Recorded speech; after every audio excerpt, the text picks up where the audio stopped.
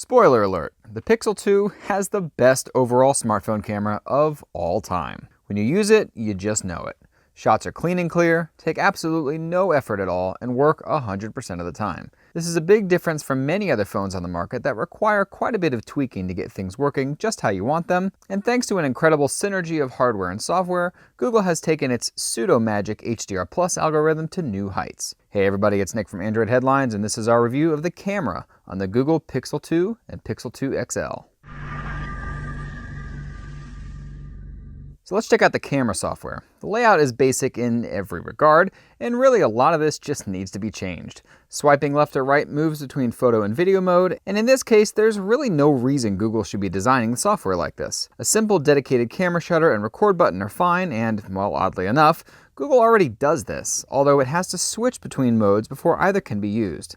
Dumb. The rest of the modes are found in the left-hand slide-out menu, which is confusing since the main modes are swiped between. Most of these other modes are as basic as the regular camera mode and offer no additional features. There's also no manual mode for the camera of any kind. On the bright side, Google added a new focus and exposure lock this time around, giving slightly more options than it had before. It's obvious the interface isn't that great here, although it does offer a simple point-and-shoot experience. Other basics like launch time and focus speed are great. The camera launches from cold boot in just over a second, and subsequent launches are literally instant. Google is obviously keeping the camera app in memory once booted up, and boot times benefit greatly from this. For the most part, focusing is also incredibly fast and verges on instant in the right light. Google is utilizing a new dual pixel camera sensor in both Pixel 2s, and this dual pixel phase detection autofocus serves many purposes. Aside from giving incredibly fast focus times, it also allows the phone to sense depth in a way previous generation phones couldn't. This gives Google the ability to utilize only one camera module for portrait modes with background blur,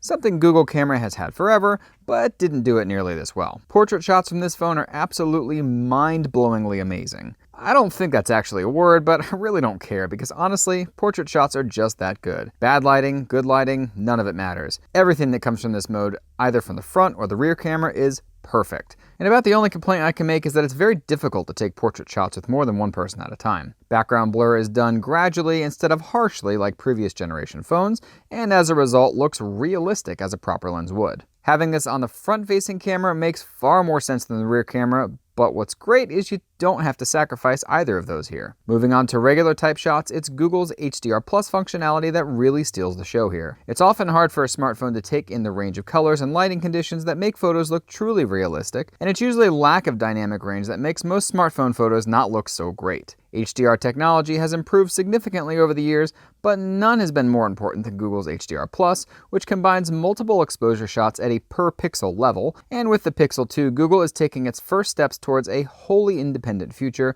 with the inclusion of their first dedicated hardware image processor, specifically designed for use with HDR Plus. The Pixel Visual Core, as Google calls it, actually hasn't even been enabled yet, funny enough, but we're still seeing the widest dynamic range ever from any smartphone, and the results aren't even close most of the time. HDR Plus is enabled all the time by default, and you actually need to go into advanced settings just to turn it off. Once Android 8.1 Oreo hits, we'll be able to see what Pixel Visual Core brings to the table, but for now, HDR Plus processing is the same as last year. Photos and video are taken anytime you have the app open, and pressing the shutter button essentially stops the cycle and combines the last handful of shots into one glorious outcome. HDR Plus processing is all then done in the background without any kind of user-facing context, unless you swipe over to the photo quickly enough. Google has been able to enhance this to the point where it doesn't just take photos though, it also automatically takes 3-second bursts of video when it deems appropriate. Or of course you can force this to be always on or off to your liking. Google has also enhanced the gallery view from the camera app, giving the full Google Photos experience without having to navigate to another app. Comparing photo quality to other flagships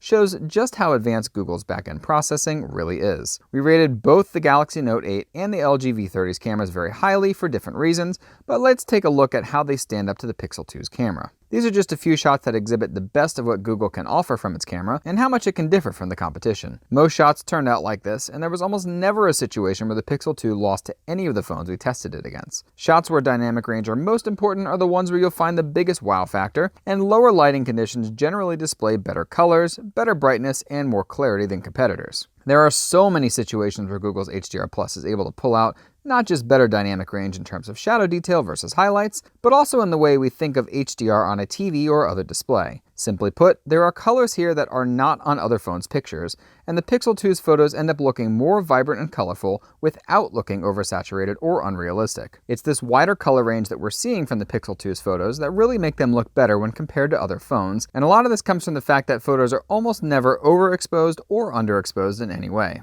The only time we saw the Pixel 2 suffer from underexposure was in situations that no one would ever be taking a photo in anyway. Dark rooms with either no direct light or no light at all showed the Galaxy Note 8 did a better job of pulling light from unknown sources, and the Pixel 2 ended up crushing black levels and sometimes looking unfocused. It's these situations that most folks would probably just use flash in if they're even going to take a photo at all. Subsequently, anyone looking for manual photography or video options needs to look elsewhere. There's literally nothing here outside of an exposure slider and the exposure/autofocus lock. While the video mode features are bog standard, the quality is simply unmatched when it comes to stabilization. Last year, we only had electronic stabilization on the Google Pixel, which in all honesty looked easily as good as most hardware models at the time, but this year Google is combining hardware OIS with software EIS, and the results are show-stopping. Walking, running, jumping, it doesn't matter. This video looks like it was taken from a professional gimbal every time, and that's 4K video too, not just 1080p like most phones. It's insane how good it looks, and it doesn't even suffer from the usual stabilization jitters that we've seen from plenty of phones. All in all, it's an experience like no other, but it's not all-encompassing. If you need a phone camera that just works all the time, every time, this is where you go. The crazy thing is that this was achieved on a sensor with 0.15 micron smaller pixels, a significant reduction to say the least, but with an enhanced lens and processing, you'd never know the difference. If you need manual controls, stickers, filters, or other options from the included software, you'll just need to look elsewhere. Android 8.1 Oreo may bring about some big changes in this regard, but the best quality for now is achieved via the simplistic Google Camera app, and those results are nothing short of amazing. We hope you enjoyed that review and will subscribe to us for regularly updated content. Chat with us on your favorite social media network, and don't forget to check out AndroidHeadlines.com for 24/7 tech news coverage. Thanks for watching, and until next time.